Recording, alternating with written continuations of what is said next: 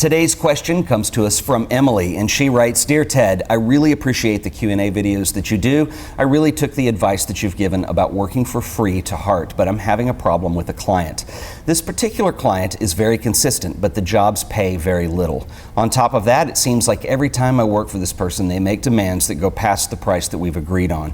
I don't really know how to deal with this. Perhaps it's just that I need more experience. Do you have any suggestions? How do I say no and not jeopardize the working relationship?"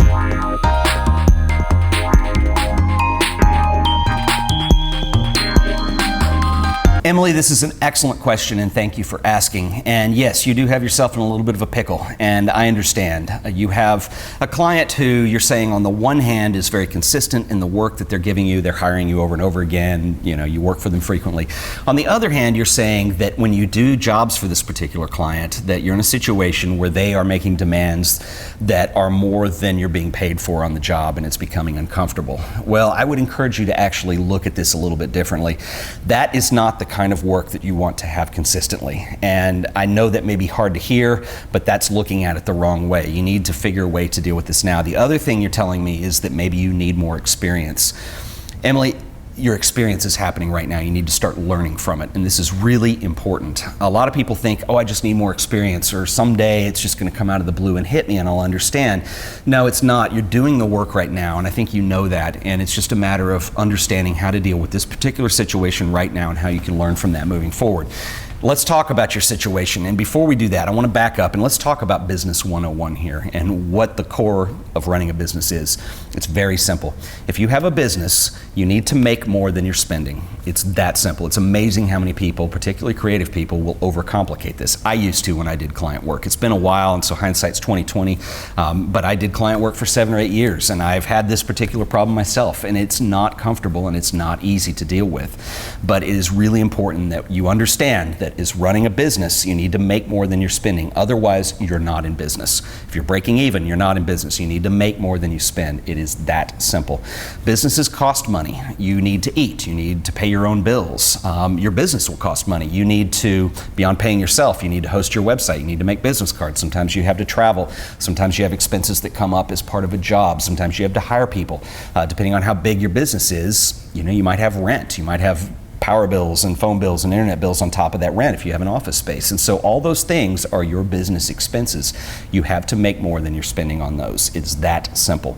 And so right now, if you have a situation with a client who's come along and they're asking you to do a little bit more for the job than you're comfortable charging for, or that you're not charging for that work because you have a relationship with them, I can't totally pin this on the client, because I hate to tell you this, it won't be the last client who does this. It is human nature. This is how we work in today's world. Everybody wants to feel like they're getting a good value for something, or they're getting a good deal or a good price. This is why people in general shop at Amazon and Walmart, because they're getting more bang for their buck in those places.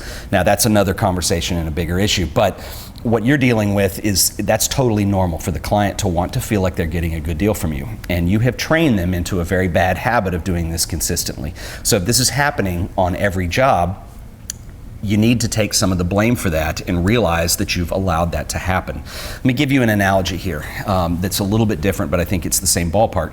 So last week I had my car worked on, right? I took my car into the shop, and I know I needed a tune-up, and there were some things that needed to be replaced, and we went through the list of what that was going to be and what it was going to cost. And I'm walking out of the room, and I thought, oh, I need to get my tires checked as well, because I think the tread's getting low. So I go in there, and I said, hey, can we check the tread on the tires? I don't know what's going on. And they said, oh, yeah. And they did not turn around and say, Ted, we got you on the tires, no problem. They didn't say that. What they did is they took me over. They said, yes, your tread is a little low. You can replace them now. You can replace them later. Then they took me over to the computer, and then they showed me what the pricing they could get on that was. And they were very clear. So the expectations were met as to what I could expect if I wanted new tires. And then it's up to me to decide whether or not I want to add those into the whole thing.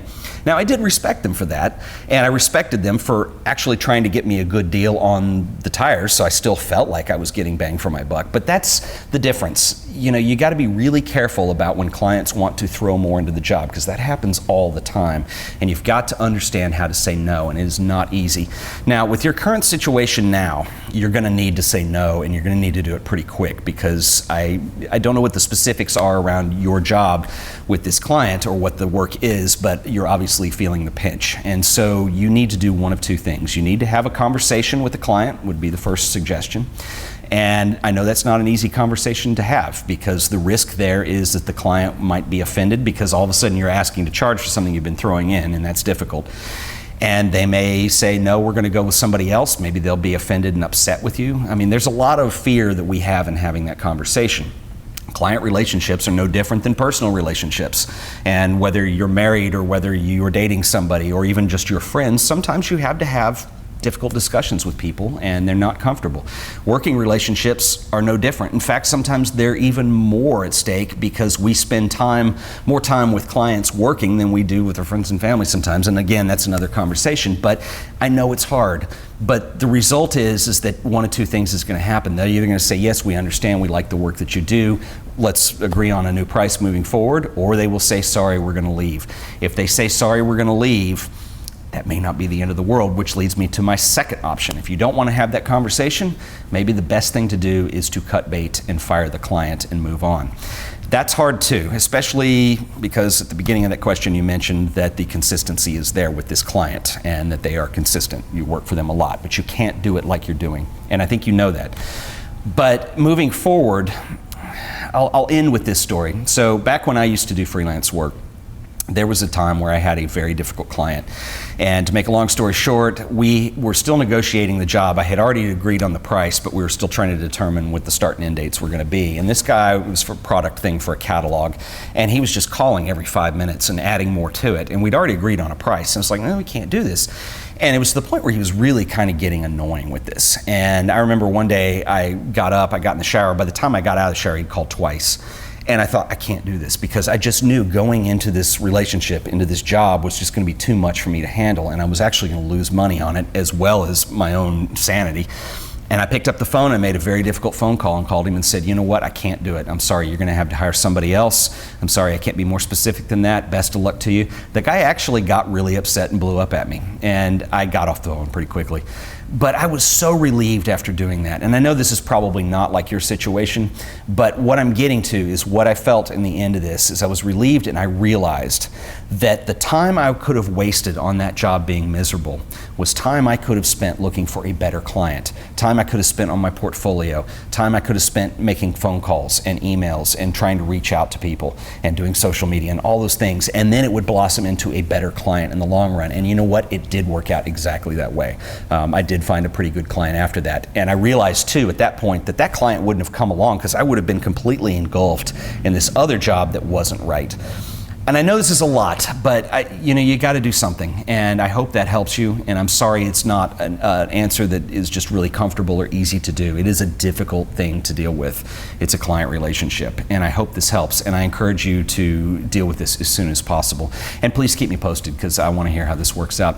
And thank you for letting me share this with everybody else on the show, because I think this is stuff that needs to be talked about, needs to be understood, needs to be looked at. And thank you guys for watching. If you guys enjoyed this video, please remember to like it and share it with your friends. And as always, hit that subscribe button and subscribe to The Art of Photography so you'll always be up to date on all the latest and greatest videos that we do here.